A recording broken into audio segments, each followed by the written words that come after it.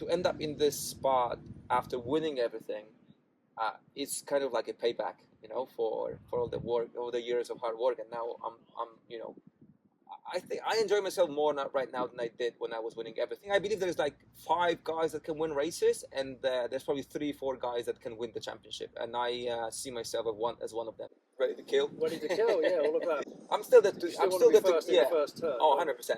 Yeah, but before I didn't see another option, and right now I'm enjoying myself doing it. You know, so when the race comes to me, like I'm there, I'm ready to take it for sure.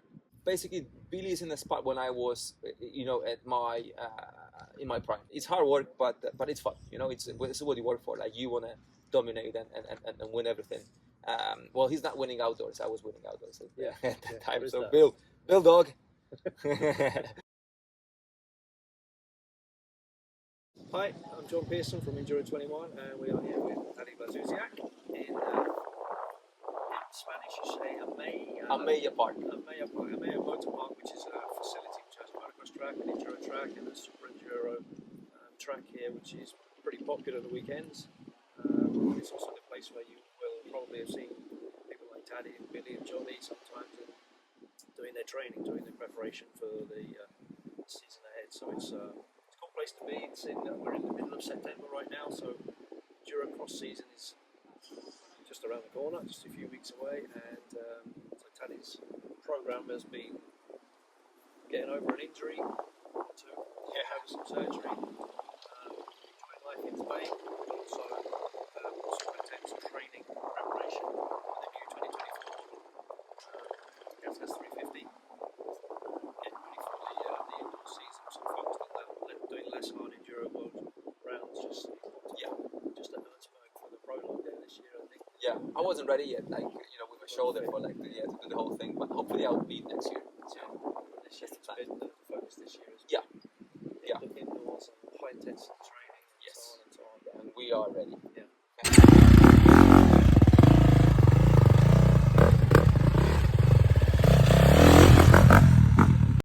You're fit.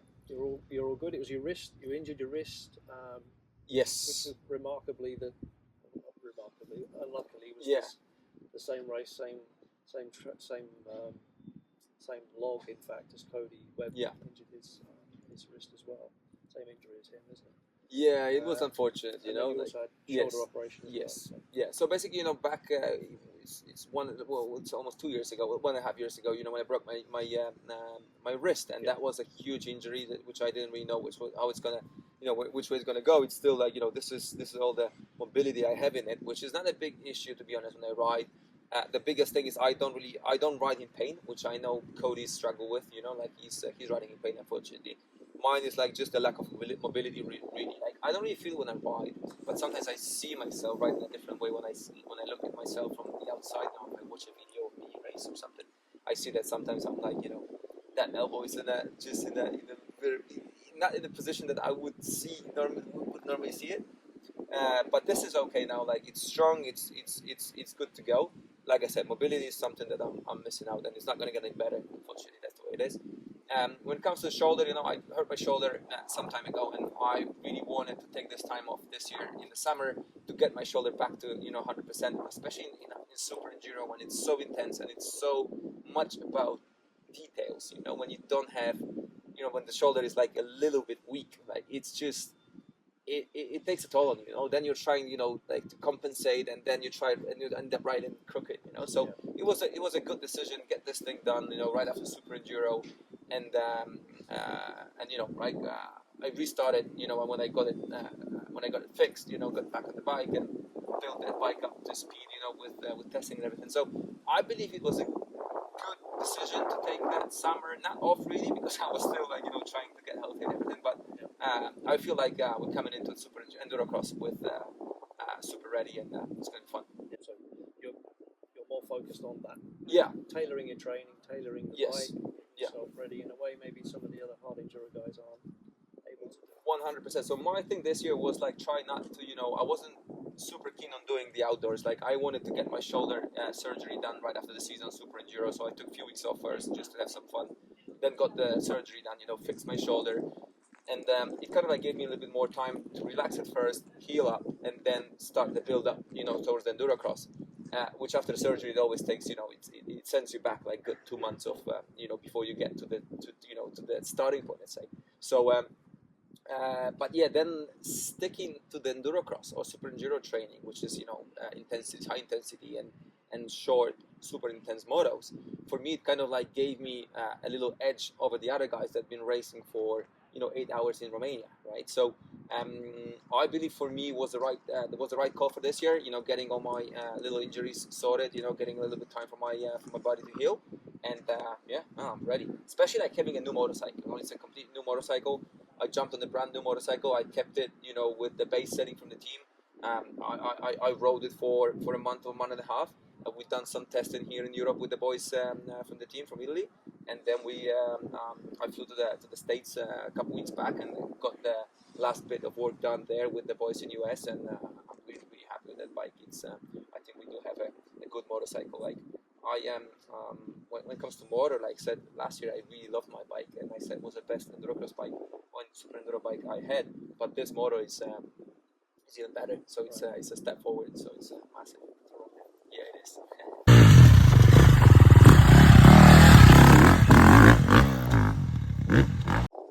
Clearly don't lose any of the motivation to keep doing this after so many years, so many titles in the past, and you'd be excused for backing off and wanting to put your feet up these days. But no, you've clearly got that.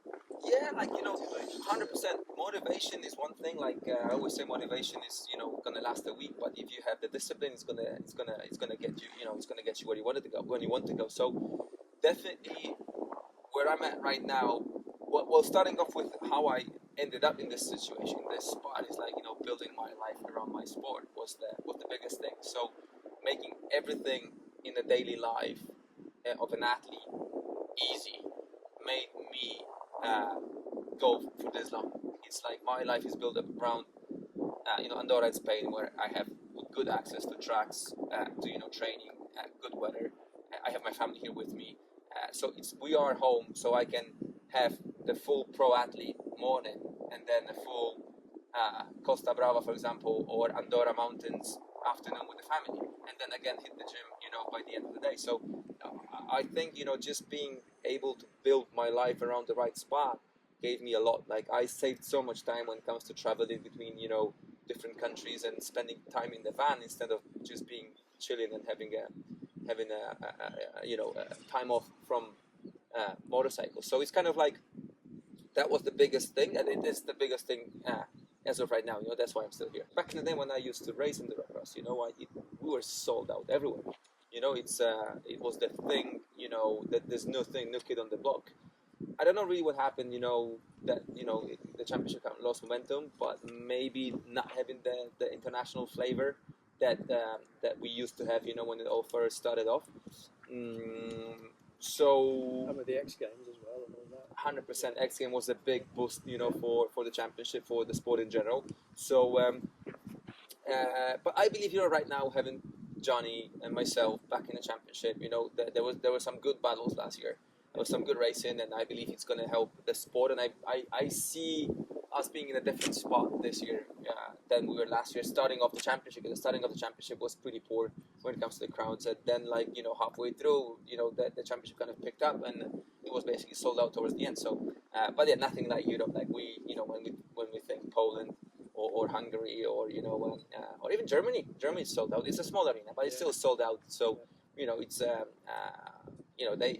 I mean, we've built something pretty cool here in Europe, and the promoter's got to keep the ball rolling, because he's got something huge going on. Yeah, and also it goes this year. It comes to the UK, which obviously Billy is the world champion. They're manning them at 100%. Yeah, and a big draw for people, I guess, because of his great father and his character and all this kind of stuff. So that's quite a big arena, actually. Yeah. No, I'm excited about going back to the UK. It's been a while since we raced in the UK. It's like over 10 years since we raced there. What last? So or around 10 years, let's say. So I'm really excited. I think for Billy is going to be big, and for enduro in the UK in general. So yeah, it's awesome. Yeah, there's a lot of Polish fans. Huh? Yeah, like you know, UK is like yeah. yeah, exactly, 100%. Sure. Another home run for me. Indeed, yeah. And I'm enjoying myself a lot. Like I think, you know, I enjoy myself more now than I did when I was winning everything. It's just the approach, I guess. And you know, when you're there to win everything, it's hard work, man. Like it's if you're there to win every single time you're on the start line, it takes a toll. You know, it's a difficult job, and I've done it for almost a decade, or maybe over a decade, winning basically everything. So. Less pressure. Yeah, I mean, right now, you know, I don't have to win. I don't have to win. I'm still able to, you know, to win, and I'm still a contender in the championships. But it's more fun for me. Like I'm a little bit more relaxed, and I think I kind of like to end up in this spot after winning everything. It's kind of like a payback, you know, for all the work, all the years of hard work, and now I'm you know.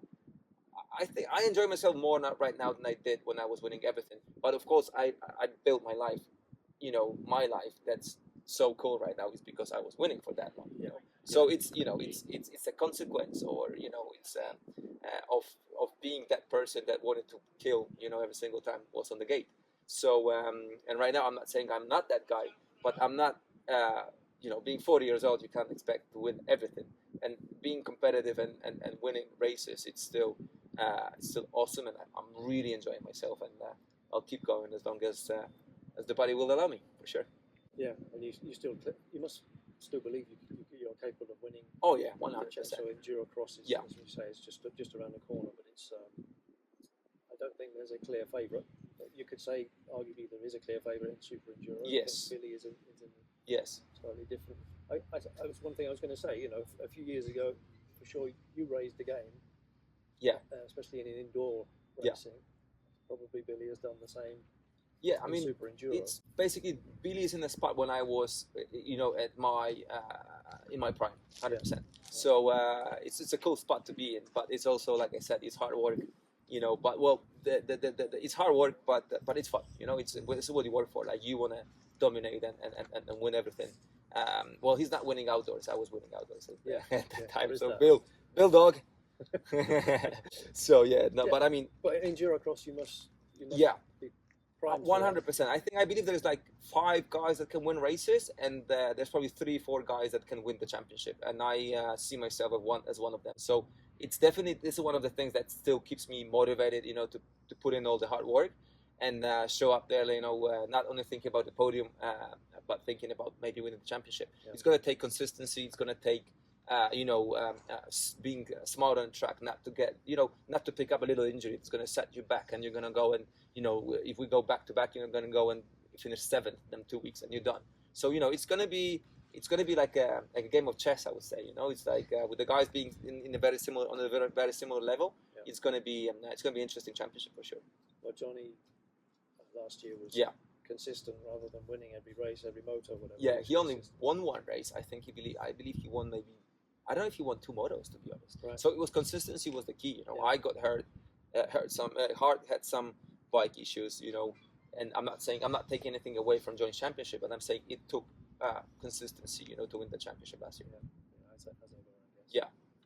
If you're winning everything, like you have this little, you know, a little bit here and there that you can mess up, you know, and you can still catch up. But when the level is so, you know, when the riders are very, very, you know, close to each other, like then it comes to, you know, staying there on your bad day. Yeah. And the EnduroCross series and the SuperEnduro series are a little bit different. The tracks are a little bit different. I'm sure the arenas are different. What from a rider's point of view, is that true? Is there a difference? Yes, there's a difference with them 2 series for sure. You know, when it comes to the dirt, you know, winter in Europe, wet dirt, you know, wet obstacles sometimes, very different conditions, I would say. You know, that we get to race on. Second thing is in the US they have the same guy building the track every single weekend, and his background is arena cross, so he is really familiar with, you know, building the right jumps and building the track that looks cool and rides cool and it's got a good flow. In Europe, we have different track builders every weekend, which makes things, on one hand, it makes it interesting because you do get to ride very different tracks every weekend, but sometimes they come up with stuff that is a little bit stop and go. so it kind of like breaks the rhythm on the racetrack. But I'm not judging on that saying one series is better than the other, but for sure a good flow when track flows, it's more fun to race. But hey, when that gate drops, it doesn't matter. You go as hard as you can anyway. Yeah, for sure. The American tracks do seem to flow more. Yeah. Some of the European races, there can be a section of the track which stalls everybody. Yes. You can end up not just the piling up, and then you're going to be but also some of the, especially when you're getting arm pump 6 or 7 laps into the race. It's definitely something that we have to work on. I believe having one person that is responsible for the track build, in every single round wouldn't be a bad idea. But I'm not the one to make decisions here. I'm a rider, not the promoter, so I'll just race the tracks they're going to come up with. But I believe it would be maybe it would be something that would make it more consistent. The Hard Enduro World Championship is really focused on. It's really become more of a focused sport. And it's not quite what West was, which you seem to enjoy because of the more all-round skills needed to do well in that championship as it was. Yes. I was a huge supporter of the West. I really enjoyed the West series. You get to race at almost an Enduro GP. Yes. A cross-country race. 100%. I believe that this is the format that should be it should determine the best off-road rider by someone who's able to do every single discipline in our sport. So I believe the series was unreal. I think it was super competitive. It was super fun to race. Like I remember, prepping for one race and then the other, and then thinking about the bike. What I'm gonna do and this and that. It kept me alive, really, like that West series. And I'm not saying that I don't like Hard Enduro, because I enjoy Hard Enduro, but I don't want to do Hard Enduro all year long. Like I can do Erzberg. I enjoy doing some events, but I think the West was just so much fun. I mean, man, if they would go back to the West, I think I would sign up again. It's very different, like the training for SuperEnduro or Hard Enduro is very far away from each other, so it is a big factor why I'm actually focused on indoors only. I think it's closer. The training you gotta be doing is closer to Enduro GP than it is to Hard Enduro when it comes to SuperEnduro. So it definitely kind of gave me this little edge, over the other boys that they are doing the Hard Enduros. They will catch up, or they will get there. But for me was I didn't have to do the transition. I didn't have to wait to feel good on a SuperEnduro bike. I felt good from the first moment that I got on it. So that's definitely massive. Never say never again with the Hard Enduro. Yeah, I mean, 100%. I mean, as of this year, I didn't want to do it because of the shoulder. I wanted to get it fixed, and I wanted to have another shot at the EnduroCross Championship and be to be ready to go as far as I can. I'm not saying no to Hard Enduro for forever. As of today, I want to do this, and next year, if I decide to do a full championship, maybe a couple races, I'm not saying no. We'll see how it goes. The bike is brand new. You spent some time. You say you spent some time training in Europe and then also in America. And now you're back practicing and training and getting going. Is the bike dialed? Is it ready to go? Yes. I mean, it is a new platform. It's a complete new motorcycle. So once I got on it, I took the base from the team, the base they had. They worked with Andrea and Garcia, and so I took the base. I started riding just to understand what this bike is like. I didn't start just changing everything up 100%, upside down before I got to ride it. So I started with the base they had. Then we've made a few little tweaks here and there, here in Europe with the boys from Italy, and then we done this last, the final touches in California when I spent a full week with the boys and testing. We basically done the full 5 days, on the track, 6 hours a day. Man, it was hard work. Really? Yeah, it was a long week, So we went through everything. We went through every single part of the bike, and so I really know how everything feels and which way it takes the motorcycles with the motorcycle, with the changes we're doing, and good test for your body at that point. Oh, you do, yeah. It's you really put yourself through a test, So. So it was cool, we got the bike out and we are ready. The bike is awesome. I think it's even better, and the motor-wise 100% better, and the chassis, suspension, everything is at least as good as the old bike. So it's going to be interesting. I'm excited to get going.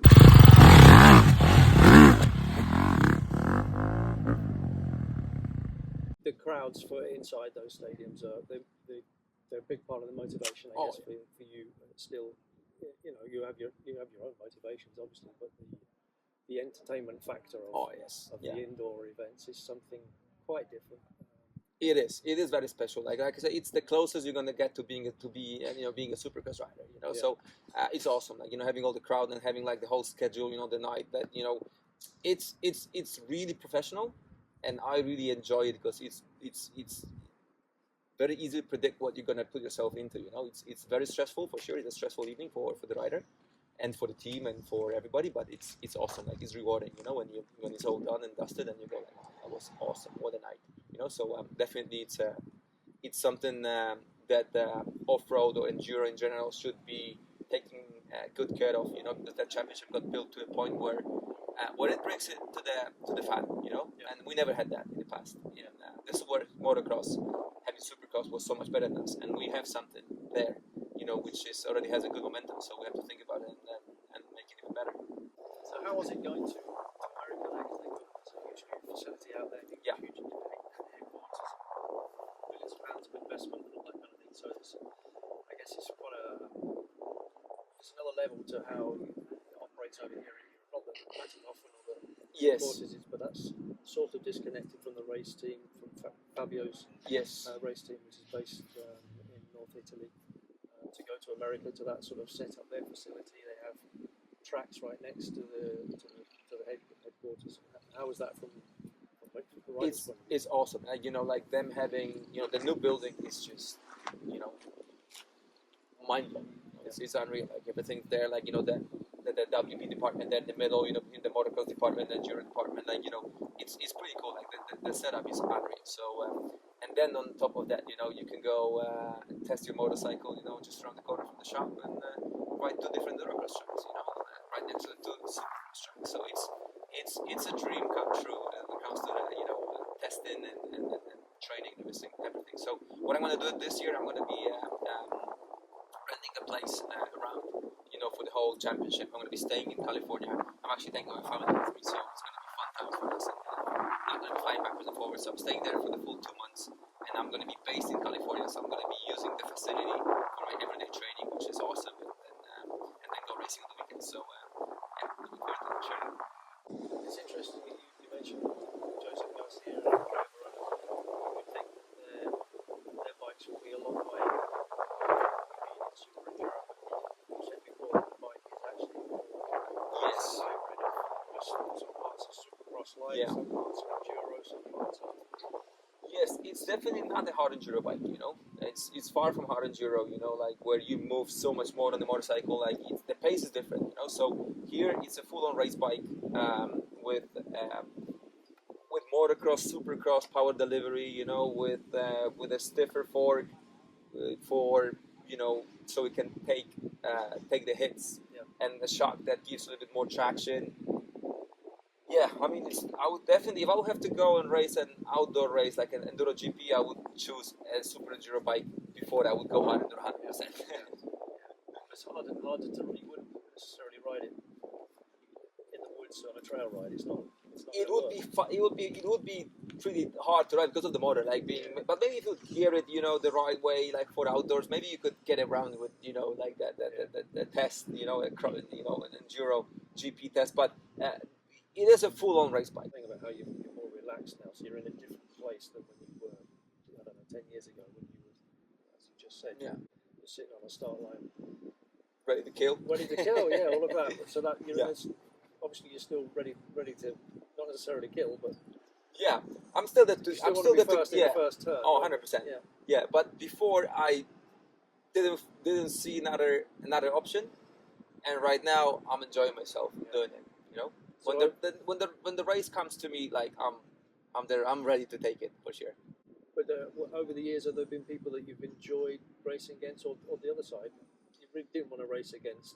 I don't know, David, maybe people Yeah, like I hear you. I mean, I'm not, you know, I'm a hard racer, so I can race everybody. To be honest, like I have really good, you know, racecraft, and I know what people gonna do. Really, when I'm on the track, like I just see things, you know, when I'm there. So I don't mind racing anyone like who's you know who is a racer. You know what's the worst is like racing people that never raced, like, and they're gonna come up with something that you're gonna go like, holy moly, where did that come from, right? So racing good racers is awesome. Like most of the time it's cool. Like, you know, over the years I had few, you know, situations here and there with few guys, but it kind of like, you know, it kind of happened. It only happened, you know, once or twice, and then kind of like everybody understood that maybe, you know, we both can end up, you know, in the shits. We can both, I mean, you know, we can both end up in the right, not in the right spot. Sure, yeah. So, but over the years, I wouldn't say that I like everybody race was cool. Like I enjoyed like racing hard with Brownie, racing hard with David, you know, racing hard with Haker, with Cody, with Billy. You know, the first couple of years now he's really strong at the minute. But I enjoy like racing all them boys. How do you approach racing against? Yeah, I wonder how people would have thought the same thing about you a few years ago. But how do you approach a race that Billy's in when he's doing things that you think, how's he doing that? How do you come to it and think, right, I'm going to beat this guy? How do I beat this guy? Yeah, I mean, to be honest, you know, I never really focus on that. Like, I focus on myself and my lines. Like, you know, right now, like, when I do feel that the race week and the track and everything is kind of like, you know, coming to me, like, and I see good lines and stuff, I believe I can get it done. But definitely, you know, Billy being in his prime and winning, and it's easier when you are at that spot in your career. You know, like, lines come to you easier. You know, you like get things done the way that then even you will understand that when it ends, and it will end at some point. You know, so some people get, you know, a year in their like super prime. Some people get 2 or 3, and I had a decade, which I'm super, you know, happy with. But it's cool. But like I said, you know, if the track's right, if I feel good, you know, if the bike's right and everything, I feel that, you know, that when the day's right and everything is there, I can still make it work. Focus on your own. 100%. Yeah, I mean, it's if you focus on people around you when you race, you're not gonna do anything. Like, it's about you getting the start, about you, like, you know, nailing your lines and sticking to your game plan. 100%. Thank you. Thank you. Good luck. Anyway, next 3 weeks.